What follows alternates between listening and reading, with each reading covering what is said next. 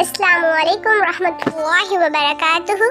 مختلف احادیث میں بیان ہونے والے 8 احوال و اعمال ایسے ہیں جن کا اہتمام کرنے والوں کے لیے فرشتے بھی رحمت کی دعائیں کرتے ہیں۔ آئیں انہیں دیکھتے ہیں۔ 1. نبی کریم صلی اللہ علیہ وسلم پر درود پڑھنا، سنن ابن ماجہ 907۔ پہلی صف میں نماز ادا کرنا، سنن ابن ماجہ 997۔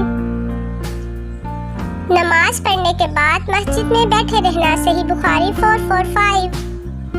مریض کی عیادت کرنا، سنن ابن ماجہ 1442۔ مسلمان بھائی کی عدم موجودگی میں اس کے لیے دعا کرنا، صحیح مسلم 2733۔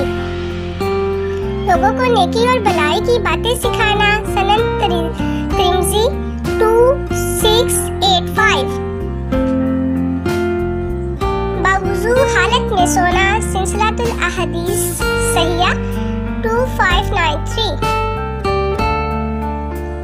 سحری کا کھانا کھانا، سلسلۃ الاحادیث صحیحہ